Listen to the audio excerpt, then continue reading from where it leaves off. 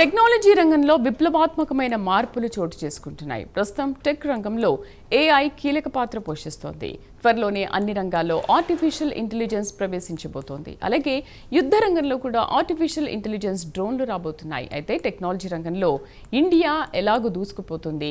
ఇక ఏఐ ద్వారా India NATO దేశాలతో కలిసి ఏఐ పోరాట డ్రోన్లను తయారు చేయబోతోంది. దీంతో ఇండియా కూడా రక్షణ రంగంలో సాంకేతికంగా తన సత్తా చాటబోతోంది. కాగా ఏఐ డ్రోన్ విషయానికి వస్తే flying veg defence and aerospace అభివృద్ధి చేస్తోంది.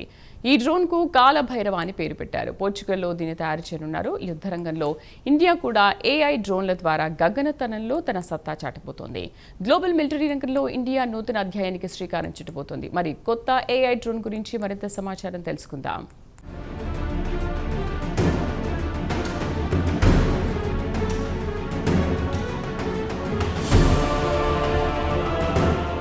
ప్రస్తుతం యుద్ధరంగంలో సాంకేతికంగా ఎవరు ముందుకు దూసుకుపోతారో వారే విజేతగా నిలుస్తున్నారు.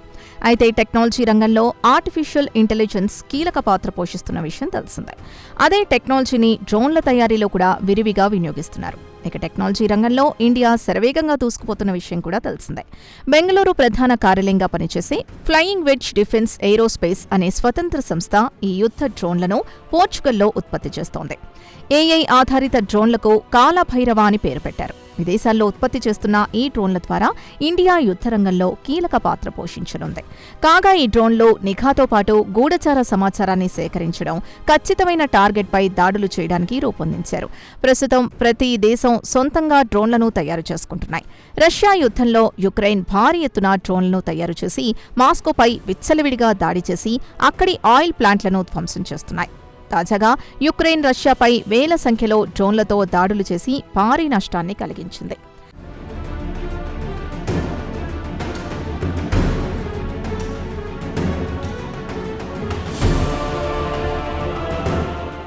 అలాగే ప్రస్తుతం ఇరాన్, అమెరికాల మధ్య జరుగుతున్న యుద్ధంలో డ్రోన్లు కీలక పాత్ర పోషిస్తున్నాయి. ఇరాన్ అత్యంత చౌకరకమైన షాహిద్ డ్రోన్లు తయారు చేసి బలమైన అమెరికాకు చుక్కలు చూపిస్తోంది.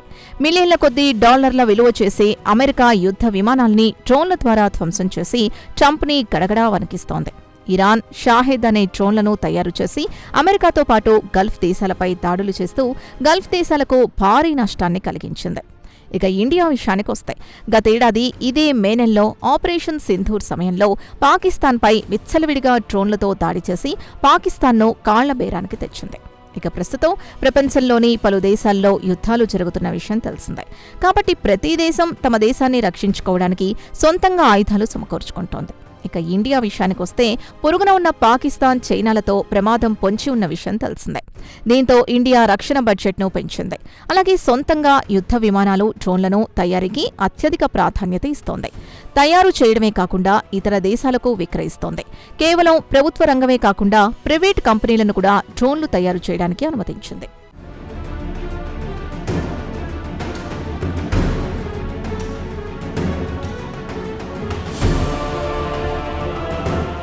ఇక డ్రోన్లు కేవలం ఆకాశంలో నిఘా పెట్టడానికే కాకుండా అవసరమైతే పంజా కూడా విసురుతాయని IAF chief air chief marshal AP Singh అన్నారు.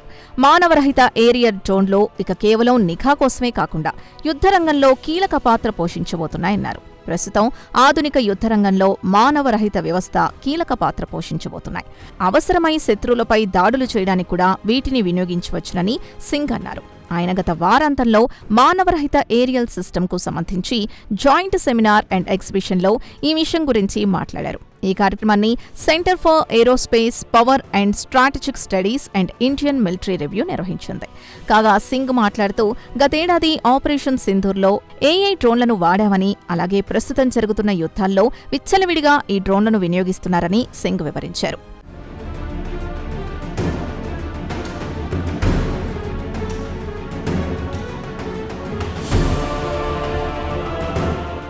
మానవరహిత వ్యవస్థలు అంటే డ్రోన్లు ఇక ఆకాశంలో తమ సత్తా ఏంటో చూపిస్తాయి.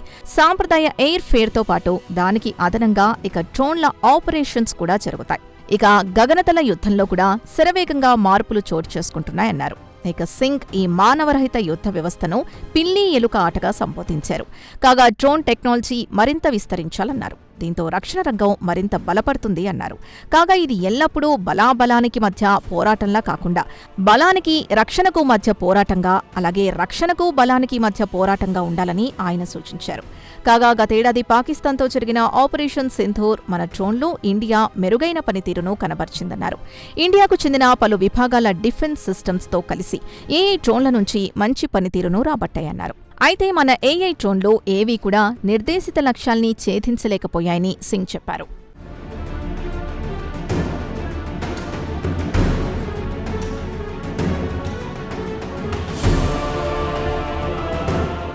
అయితే భవిష్యత్తులో డ్రోన్లు కౌంటర్ డ్రోన్ సిస్టమ్ యుద్ధరంగంలో దిశానిర్దేశం చేస్తాయని చెప్పలేమన్నారు. అయితే ప్రస్తుతం జరుగుతున్న పరిణామాల్ని బట్టి చూస్తే ప్రపంచవ్యాప్తంగా మిలిటరీ ఆపరేషన్స్ పూర్తిగా మారిపోయాయి.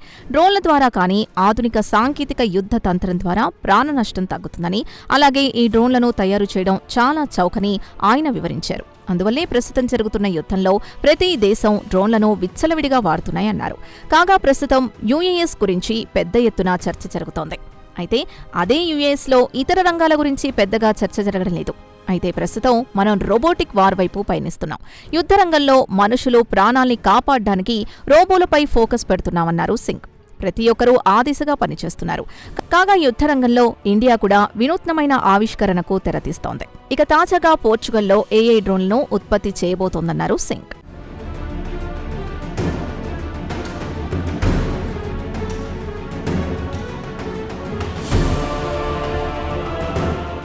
ఇక మానవరహిత ఏరియల్ సిస్టమ్ లేదా యుఏఎస్ ద్వారా గగనతలంలో ఏం జరుగుతోంది తేలిగ్గా తెలుసుకోవచ్చు. లేదంటే మన సైనికులు ఎక్కడున్నారో, ఇతరులు ఎక్కడున్నారో మనకు తెలియదు. కువైట్లో F-15 విమానాలకు ఏం జరిగిందో మనం చూసాం. అది ఒక రకమైన స్వీయ హత్యాకాండగా చెప్పుకోవచ్చు. కాబట్టి అలాంటివి జరగకుండా నివారించడానికి మనం కృషి చేయాలన్నారు. ప్రస్తుతం పశ్చిమాసియాలో జరిగిన ఒక సంఘటనను ఉదహరించారు. ప్రస్తుతం ఇరాన్, అమెరికా మధ్య యుద్ధం జరుగుతున్న విషయం తెలిసిందే. అయితే మార్చి 1-2 తేదీల్లో కువైట్లో ఒక విషాదకరమైన ఘటన చోటు చేసుకుంది. అమెరికాకు చెందిన 3 వైమానిక దళానికి చెందిన F-15 ఈ స్ట్రైక్ ఈగిల్స్ జెట్ ఫైటర్స్ ని పొరపాటున కువైట్ వైమానిక రక్షణ దళాలు కూల్చేశాయి. దీంతో అమెరికాకు ప్రాణ నష్టంతో పాటు ఆస్తి నష్టం కూడా భారీగానే జరిగింది.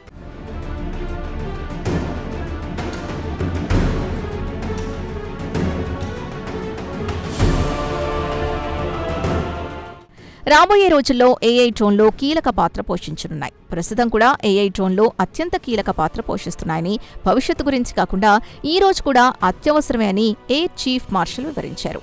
యుద్ధరంగంలో మార్పులు శరవేగంగా చోటు చేసుకుంటున్నాయి. గగనతలంలో పట్టు సాధించాలంటే ఎయిర్ పవర్కు అదనంగా డ్రోన్ పవర్ జత కావాల్సిందేనని సింగ్ అన్నారు. కాగా డ్రోన్లు కేవలం ఆకాశంలో నిఘా పెట్టడానికి మాత్రమే కాకుండా అవసరమైతే శత్రువుల లక్ష్యాన్ని ఛేదించేలా ఉండాలన్నారు. ఆపరేషన్ సింధూర్లో ఇండియా విచ్చలవిడిగా పాకిస్తాన్పై డ్రోన్లతో దాడులు చేశామని, ఆ తర్వాత పాకిస్తాన్ ప్రయోగించిన డ్రోన్లను ఇండియా సమర్థవంతంగా అడ్డుకుందన్నారు. అయితే యుద్ధరంగంలో మన మానవరహిత వ్యవస్థను తట్టుకొని ఎలా నిలబడగలదో అనే అంశం ఇప్పటికీ ఆందోళన కలిగించే అంశమే. దాని గురించి ఆలోచించాలి.